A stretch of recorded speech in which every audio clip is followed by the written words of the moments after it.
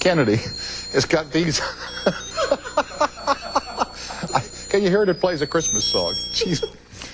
Hey, listen, I'll go you one better. Good evening, folks, and welcome back, everybody. I'm Tom, and the simulcast is on the air now from CBS Radio and Television Live on December the 8th, 1995. It is finally Friday night here. You know, when did I compare myself to Sisyphus? A long time ago. Yes, you know, the guy who pushes the rock all the way to the top of the mountain by Friday.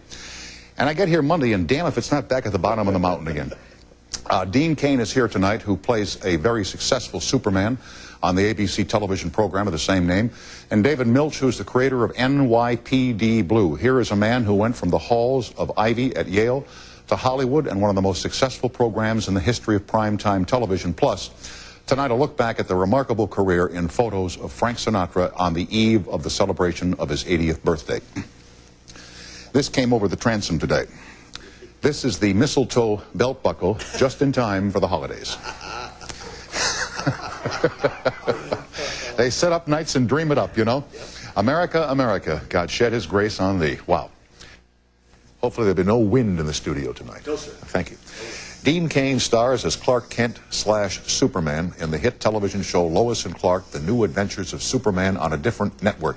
It's nice to see you again, Dean. Thanks for coming over. You know, our first meeting was over at CNBC some years ago, and at that time it was a whole new project, and we didn't know if it was going to be a success or not. Man, this thing has really taken off, no pun intended, huh? It's no pun taken. No, it really has really gotten good this year for us. The stories have gotten better.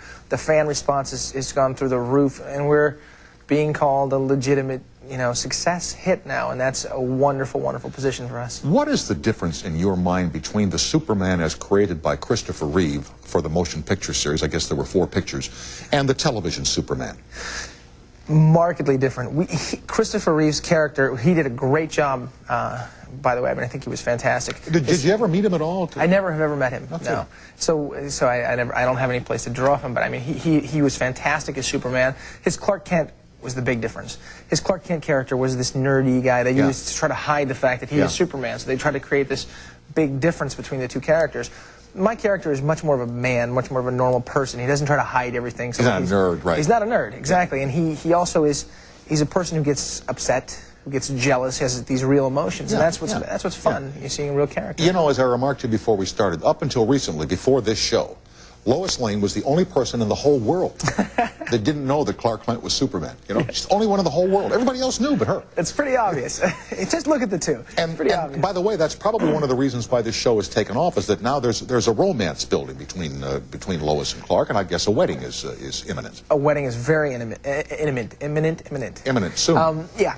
So we're on the cusp of that now. We're shooting it. We're a bit ahead of what you're going to see on television, but we're right there to have this wedding. And the thing is, about the characters is the Clark Kent character. I mean, for them to get married, for them to push their relationship that far, she has to know everything about this guy. That's correct. And that's why she knows that he's Superman. And you know, I'm wondering here, because we're having Mr. Milch come on in a while, NYPD Blue, which has pushed the envelope in terms of sensuality on television on Sunday. I'm just wondering here if like we'll see love scenes involving Lois and you know, I don't mean X-rated, but if they'll be, you know, if they'll be like kissing and embracing and that sort of thing between Superman / Clark and Lois. Well, you won't see it much between Superman and Lois, just because Superman is just this figure that, you know, when Clark can do something super, he jumps out as Superman. But there will be a lot of that going on. They're real characters. I think the show sort of takes off now. I mean, everyone is seeing the same thing. Lois doesn't know he's Superman, the same thing, you know, you go into this whole... I'm just wondering, you know, like if after one sweaty scene, if Lois would might ever... Oh, Clark, you really are Superman. It's possible. Well, the closest they get to having sex ever that you've ever seen is in the episode coming up on Sunday, which is the episode that I wrote. Go figure. And it's a show called Virtually Destroyed. What happens is they end up in this virtual world, and a lot of their subject, what their whole dilemma is, this whole episode they're talking about is sex. But we're an 8 o'clock show, so we don't talk about sex openly as sex. We talk about sex in metaphors, and so we use other things we're talking about when we're really talking about sex. And it's the metaphor would be, the metaphor for this particular episode is she's talking about beds on their honeymoon. You know, what kind of a bed? We can go this place or this place and have this kind of a bed. It could be a soft bed, hard bed, firm bed, straw mat. People like sleep on the floor. Yeah. He says, you know, whatever you want is fine by me. And she says, well, what if you expect one thing and you get something entirely different? He says, well, what do you mean? You know, and then you start getting into, well, you know, you may want this kind of bed, and you get something totally different. We wouldn't know because we've never been there, and so that's sort of how we talk. Very good. Let me ask you about Dean Cain in your life and how it's changed with this enormous popularity. You know, there are now, you know, the tabloids, you're the sexiest man alive, you've got 1 million girlfriends, 1 million romances, et cetera, et cetera. And I guess there's one lady in your life who probably is sick about reading about all this stuff. Yeah, you know, the tabloids and the things that go on, I mean, having a relationship is hard enough on its own, but to have it and then have people saying things about you and her. Like people say, I'll read that she is dating so-and-so, and she'll read that I'm dating so-and-so, and we're together, and, you know, but we're so busy that sometimes we're not together all the time, and so you hate that stuff, and it's just added pressure, and it's really not. I mean, take us into your personal life. I mean, do you have a pretty normal existence? I mean, you know, you have a home that you go to, and you probably, you know, have a friend that you're with, and you're not out at parties every night, you're not on the rock scene, that sort of thing? I don't have time for that because I work too hard.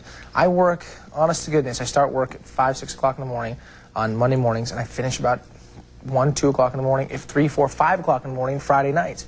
And it starts all over again the next week. So I sleep all Saturday. Saturday night I go see a movie. Sunday I gotta go to bed early, I watch the show and go to sleep. And it really happens that way every week. There's not a lot of time.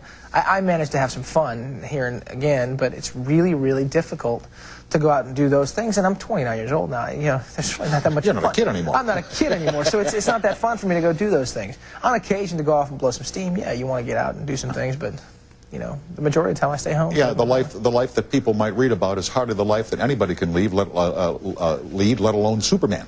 Well, exactly, seriously, and, you know, that is a character that I play on television, and sometimes when you go out and about, that becomes a problem just because people see you as this character, and hey, you know, you hear that all the time. You're walking along, and it's, hey, Superman, how are you? It's just that my name is Dean. I'm a person. I'm just an actor, and that becomes, you know, little shots at you all the time. Now, the last question I'm going to ask you about the role of Superman, and then I want to talk about when you play football for Princeton and drafted by the Buffalo Bills. How is it like when you put the suit on? You know, I'll tell you.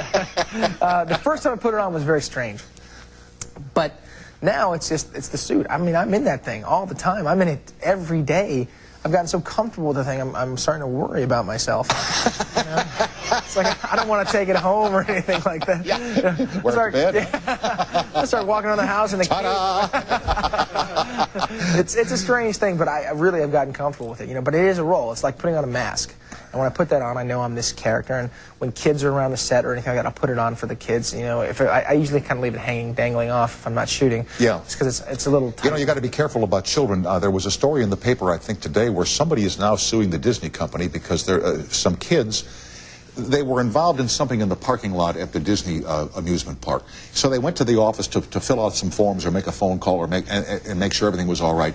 And at that moment, Mickey and Minnie were getting out of their costumes, you know, wearing blue jeans and T-shirts, and the kids were traumatized. It's, you know, oh, Mickey's not real, you know, that kind of thing. So you have to be very, very careful because you have an image, you know, Superman's been around a long time. I also have an excuse, though. I can say he's turning into Clark Kent. You know, we're ready for that. If a kid sees me taking it off, he's just becoming Clark. There you go. We are with Dean Cain, who plays Superman on the ABC television program called Lois and Clark. The toll-free is up and running. You know it, you love it, and you'll call it, and we'll be listening to you right after these messages.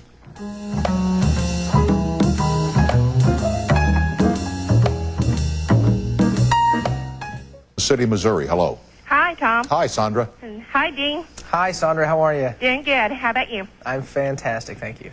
I wanted to ask you, what made you decide to go into acting? I mean, I knew you played football in sports. I mean, was that your lifelong dream to go into acting? Actually, it was not even close. It was sort of the last thing I anticipated doing until I was in college, and I started thinking that maybe that was something I wanted to do. My father was a director, and I knew that at some point in time, athletics would end, and I'd have to go and get a real job. If you can call this a real job. If you go to work at 5 o'clock in the morning and don't get home till 1 o'clock in the morning, you have a real job. That's a real job. Yeah, That's a real job. Yeah. So what happened is actually I started as a writer, and I wanted to write, and I wrote, and I wrote, and I wrote, but I wasn't making a lot of money, and the last thing my father ever wanted me to become, since he was a director, was an actor. But it turned out that I could make more money more quickly as an actor, and so I continued writing. But as a way to make money, I started doing television commercials, and that sort of segued into guest starring roles on different television shows, which segued into my own show. And why would your father, being a director, not want you to be an actor? Because being an actor is sort of like it's like being an athlete. You're a piece of meat. You really are, unless you are the big star, unless you are Emmitt Smith or Troy Aikman. You know, you're really all those other players that are playing. Those guys are getting traded around, moved around. You know, you're always getting pushed up against the wall. You know, your job or perform and that sort of thing. And as an actor, you go in, you get rejected. It's just so much loss of power. You have no power over what you're doing, and that's why he wanted me to steer clear of it. He didn't want that rejection to sort of You know, knock me down. have you thought, and I'm sure this is going to be years down the road, but someday the Superman show will come to an end. And then would you be so closely identified as Superman / Clark Kent that it might be difficult for you to segue into something else? You know, Christopher Reeve, before he was injured, talked often about how he would take chancy roles because he wanted people to think of him as being something other than the guy who could fly. Absolutely. That was a concern when I first started the show, but the difference is this. Christopher Reeve did 4 movies, and he had 4.5 hours, you know, 4 hours, 5 hours worth of screen time to be this character. I get an hour every week, 22 episodes a year. You know, I have a lot of time. I develop an entire character. You learn so much about this guy. You're with him all the time. I don't think in any way I get pigeonholed as just the guy who can fly. Okay. But 2 things also to that effect is the characters are so specific. Clark wears glasses and is a specific way. Superman, you know, has his hair plastered back and he wears the suit, and that's very specific. So when I do anything outside of that, and I have really a lot of film possibilities right now, and like moving pictures. Big moving, yeah. I'm very excited about that, and I'm headed there without a question. For me, it's an easy segue. Okay, Sandra, I'm glad you called, and I hope we've answered your question. Thanks, Yeah, Sandra. thanks a lot. Y'all All right. have a good Christmas. All right, you too. Bye-bye. Happy holidays. Here is Beth in Morgantown, West Virginia. Hello, and welcome to CBS. Hi. Hi. Hi, Dean. Hi, Beth. How are you? Good. How are you? Very well, I don't thanks. spend a lot of time with Tom tonight, do they? No.